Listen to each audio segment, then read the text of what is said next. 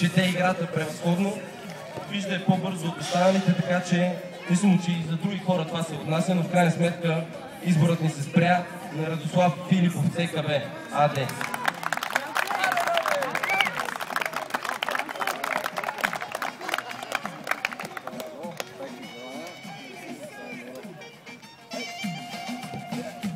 Насочваме се към голмайстор на турнира.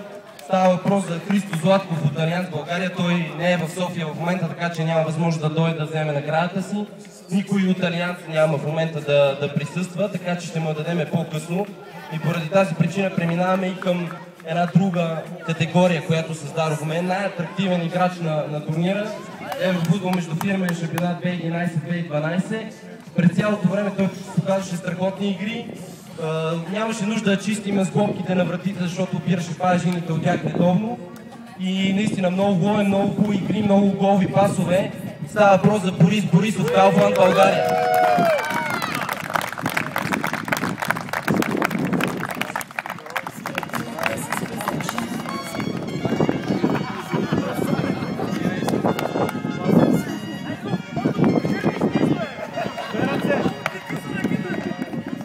Сега вече, след като раздадохме индивидуалните призове, можем да се насочим и към отборните такива. Преди да наградиме призовата тройка, ще дадем наградата за фейрплей, която за нас има много голямо значение, защото се стремяхме през цялото време духът на шампионата да е пропит от фейрплея. Наградата за фейрплей в А група отива при отбора на Scorpion Shipping, техен представител от тук днес е нас, Оли Кацаров. Аз изключително благодаря за всичко. И здравствуй. Айде още една чака.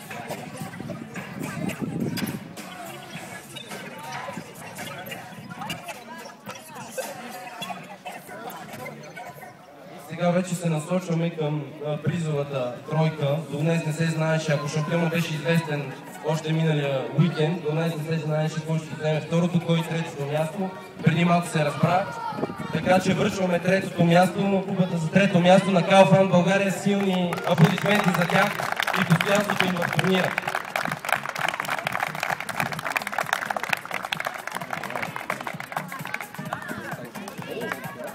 Топка, значи. Нова топка.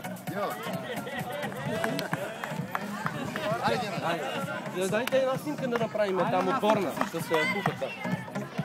Второто място в момента, след този матч, отива при отбора на ЦКБ АД. Много силни матча, много силен втори полусезон за състава.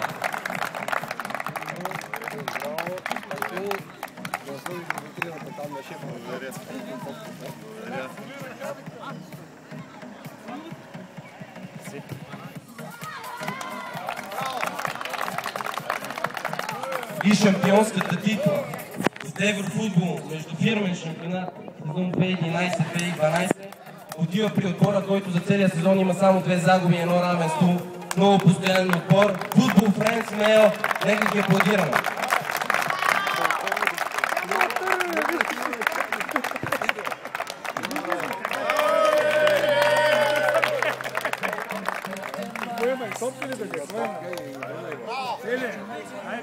Колко би спати мача пича?